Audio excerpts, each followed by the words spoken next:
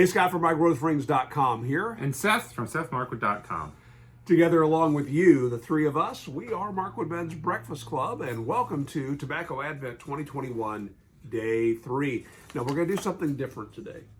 Sorry, we're just gonna. Okay. Because I need coffee. Oh, okay. And I thought I'm going to share this with you because you haven't seen what I'm doing now with coffee, and I thought might as well share it with you. I guess I should have brought a mug for that purpose because I said make me a cup at some point. I didn't, and that's fine. I don't like coffee usually. Well, you can take a sip of my coffee. I'm open to trying new things. As a reminder, for everybody whose tobacco we are using, you will be receiving a cornament and a 3D printed ornament. It'll look just like this, but have a different date on it. And today's tobacco has been sent in by Chris Huffman, a longtime friend of the show. And Chris this was the Bearded on Instagram. That's right. Thank you. And YouTube. And this is a little something extra. This is Davidoff red mixture. So this was a tin that he threw into last year, and we just cracked it open. And it's such a wonderful sound, the popping of a tin for the very first time. And so, Chris, thank you so much for that. So, all right. What I want to share, I think, is just too much content to share in one video. Okay. So we'll get this thing started. Finish it next time? We'll finish it in tomorrow's video. Cool. But here's the deal. I was traveling recently down to, where was I? Houston, Texas. And we were staying in a Margaritaville resort. And they had K-Cups in the hotel room. And they had their own brand of K-Cup that was just awful. I mean, it was so bad. I just couldn't drink the stuff. So get down to the meeting area, and they had coffee there. Thank goodness, that was better. And I'm sitting with a couple of my coworkers, and I said, "Boy, did you guys try that Margaritaville coffee in your room?" And they're like, "You brewed coffee in your room?" "Yeah, I made the coffee, and you drank coffee out of the coffee maker in the hotel room?" "Yes." So their reaction is like the reaction you have when someone touches the remote control without bagging it first. Oh my gosh, yes, just like just like that.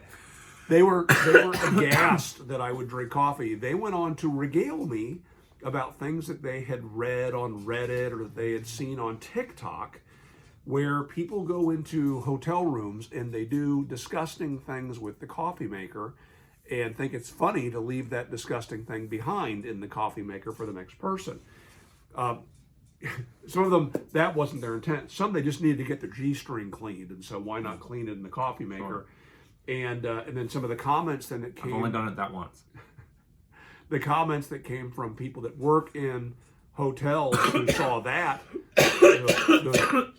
those laundry efforts, said, "We don't clean those like that. We don't clean them out. Please stop doing that." Anyway, really disgusting things. And so I said, "Well, then how do you make coffee?" Because I knew one of these guys in particular was a big connoisseur of coffee. So he went on to explain what he does. So what he did was he bought himself one of these, combined with the thing I'll show you in the next video. And what this is a little kettle. And you can see there with the power cord plugged in, there's a little switch on the back that allows me to take the handle off. What? The handle then goes right back in that same location, locked in place. And then this is made of silicone, high temperature silicone, hooks in place, and now we have a tea kettle. That is wild. Okay, and I did a bunch of research because there's several of these on the market. Some of them don't collapse as compactly. Mm-hmm. This one has a stainless steel insert in the top, a stainless steel ring here. They don't all have that, so some of them are like real soft. Yeah. And a stainless steel bottom on that. So in preparation for the production of my coffee, we're going to fill that up. And this makes heats up enough water for 2 full cups of coffee, I found, because I have now used this at work. One of my bro workers was really interested in this, and so we whipped it out and made coffee one day. Now this is then combined with a little brewing method called an AeroPress, which is what we'll see in tomorrow's video. But that was the second mystery. Okay, so you got water, how do you make coffee? Also, what came up in that conversation is you can buy instant coffee that's really premium coffee. There's a number of companies that will brew premium coffee and then they'll freeze dry it. That's like what most of Europe Oh, drinks instant coffee. that right? was really surprising to me. Yeah, they still drink instant coffee.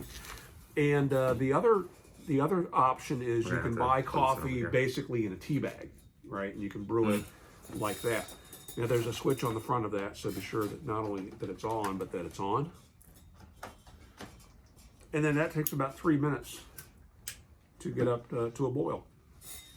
Once it boils, it then turns off and it cycles off and on to keep your water at optimal temperature. Cool. Isn't that cool? That's fancy. Well, we're done for the day, so hope you enjoyed the tobacco. I did. It was excellent. I haven't even tried it yet. Well, you snooze, Say you lose. something else. All right, so something else. If you are a new pipe smoker, first of all, thank you for watching. Second of all, do a search for how to smoke a pipe, or there are a lot of pipe presenters in the YouTube pipe community that do a better job of reviewing tobacco, that talk about tobacco, that talk about just a job. best practices. Yeah, just better videos across the board. This is not really educational. Most of our videos are not. In fact, someone commented recently that it was a bait and switch, that we put the name of the tobacco we're smoking in the video and don't really ever talk about the tobacco, but that's not what our channel is. But one thing that I think is worth noting is we are using Zippo lighters. Zippo lighters are not very commonly used for pipe smokers. Pipe smokers tend to prefer something like a Bic or a match, because Zippo can, the fumes Can impart a flavor. Can impart a flavor. And so, but these were gifted to us from a viewer in a previous year's Tobacco Advent. And so we use them as the official Tobacco Advent lighter these days. We were sent a bunch of matches and a neat wooden box. Nate made those. Those were the official ones. But then we ran out of matches. Right here. Yeah, no match. But I will say, just a tip on this, if you do use a Zippo, if that's what you have, I would recommend light it and let it off gas for just a second before lighting your pipe. That definitely does help reduce that lighter fluid taste that it imparts on the tobacco. So was just thinking about that. I'm sure somebody is watching wondering, why are you guys using that? Yeah, I that's use the fine. Zippo. I mean, in normal days, we both carry Bics. I mean, I've had Bic lighters that have gone through the wash multiple times accidentally, washer and dryer, and they just work, you know, and they don't impart a taste. The ones I carry the minis, just because they're conveniently sized. Another important thing here is if you are using a Zippo for lighting your pipe, it is advisable to get a pipe lighter insert. The pipe lighter insert, unlike a typical Zippo insert, it doesn't have a cage around the edge to prevent wind. It has a hole that passes through, so that as you're holding it sideways, you can draw straight through to light your pipe. So you lay that on top of the bowl, or on edge down nearby. You draw down, and so that pulls the flame in. So it is a nice, convenient way to light your pipe. Now, a fascinating fact that a lot of folks don't know. Let's say you have an old Zippo that you like, or you see one at the store that you think is a good looking Zippo. Oh, but darn it, it doesn't have the pipe insert. If you send Zippo your original insert that you don't want, they will send back in its as a replacement the pipe one. Yeah. And what's interesting is, I've known people who've done this who actually get their original one back too. It's just basically a proof of purchase, and they'll send you a new insert that you can use for pipes.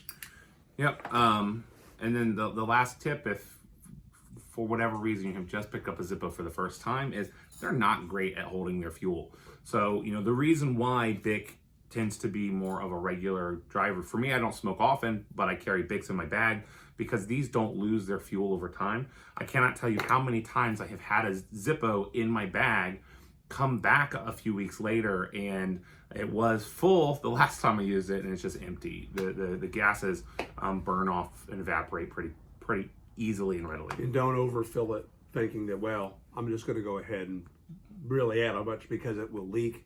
That's anyway, right. And then if it's in your pocket, you'll get a chemical burn on your leg, which is not a good price. No. Now that you have smoked it, what do you think of the tobacco? I like it. I do too. Come on, Davidoff. I like I do Davidoff too. tobacco anyway. Yeah, it's real good. But that's it for today. We will see you guys tomorrow for Tobacco Advent Day 4 and coffee, I guess. Yeah, at least I'm drinking coffee. Made a great day. See ya.